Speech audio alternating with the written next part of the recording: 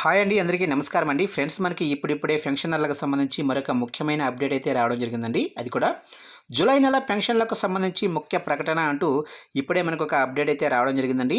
అయితే ఇందుకు సంబంధించిన పూర్తి వివరాలు అయితే మన వీడియోలో తెలుసుకుందామండి. వీడియో మాత్రం ఎక్కడా స్కిప్ చేయకుండా చూడండి ఫ్రెండ్స్, అప్పుడే మనకి పూర్తి సమాచారం అయితే తెలుస్తుంది. ఇక ముఖ్యంగా వీడియో నచ్చినట్లయితే లైక్ చేయండి ఫ్రెండ్స్. లైక్ చేయడం వల్ల మనకు తెలిసిన ఇన్ఫర్మేషన్ మరికొంతమందికి అయితే తెలిసే అవకాశం ఉంటుంది. ఇక లేట్ చేయకుండా టాపిక్లోకి వెళ్ళిపోదాము. ఇక ఏపీలో కూటమి పార్టీలు కనీవిని ఎరుగని మెజారిటీ దక్కించుకొని అధికారంలోకి వచ్చాయి. ఇక ఈ నెల 12వ తారీఖున ముఖ్యమంత్రిగా టీడీపీ అధినేత చంద్రబాబు నాయుడు ప్రమాణ స్వీకారం చేయనున్నారు.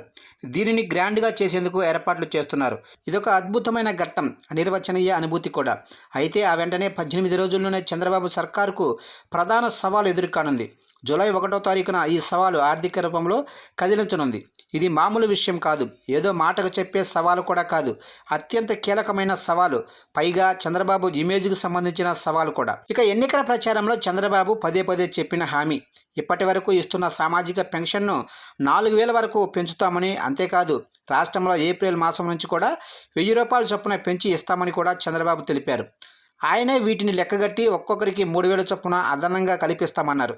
అంటే ఒక్కొక్కరికి 7,000 చొప్పున ఇవ్వాల్సి ఉంటుంది. అక్కడే మరో హామీ కూడా చంద్రబాబు ఇచ్చారు. ఎట్టి పరిస్థితుల్లోనూ లబ్ధిదారుల సంఖ్యను కూడా తగ్గించబోమని చెప్పారు. అంటే ప్రస్తుత సామాజిక పెన్షన్లు తీసుకుంటున్న 66 లక్షల మందిలో ఒక్కరిని కూడా తగ్గించే అవకాశం కూడా లేదు. ఇక దీంతో ఇంతమందికి 7,000 చొప్పున పెన్షన్లు కేవలం 18 రోజుల్లో ఏర్పాటు చేయాల్సి ఉంటుంది. ఇదేమంత పైకి చెప్పుకునే తేలిక విషయం కాదు. ప్రస్తుత రాష్ట్రానికి అప్పుగా రానున్న 2,000 కోట్లను చూసుకుంటే ఏమాత్రం దీనికి సరిపోదు. ఎందుకంటే ప్రతి నెల వైసీపీ ప్రభుత్వం 6,000 కోట్లకు పైగానే పెన్షన్లకు ఖర్చు చేస్తుంది. ఇప్పుడు తొలి నెలలో ఇవి రెట్టింపు అవుతున్నాయి. అంటే ఎంత లేదన్నా చంద్రబాబు సర్కారుకు 10 నుంచి 12,000 కోట్ల రూపాయలు కావాల్సి ఉంటుంది. ఇంత మొత్తం కేంద్రం నుంచి ఎలా తీసుకువస్తారు అనేది ప్రశ్న. ఎందుకంటే కేంద్రంలో కూటమిగా ఉన్న టీడీపీ ఉంది కనుక, వడ్డించేవాడు మనవాడే కనుక సాధ్యమనే వాదన ఉన్నా ఇది అసాధ్యమని పరిశీలకులు చెబుతున్నారు. ఇక మోడీ కూటమిలో బీహార్ ప్రభుత్వ సారథి అక్కడి సీఎం నితీష్ కుమార్ కూడా భాగస్వామిగా ఉన్నారు. ఆ రాష్ట్రం కూడా అప్పుల్లో ఉంది, పైగా ఆవురావురమంటుంది. ఏపీకి ఏ మేర సాయం చేసినా ఆ మేరకు తమకు కూడా ఇవ్వాలని నితీష్ పట్టుబట్టే అవకాశం మెండుగా ఉంటుంది. ఈ నేపథ్యంలో చంద్రబాబు ఒకవేళ 5,000 కోట్ల రూపాయలు కోరినా ఆ మేరకు మోడీ సాయం చేస్తారా అనేది చూడాలి. ఇక ఏపీలో ఉన్న సొమ్ము ఏమైనా 5,000 కోట్ల మేరకు జమ అవుతుందా, అది కూడా కష్టమే.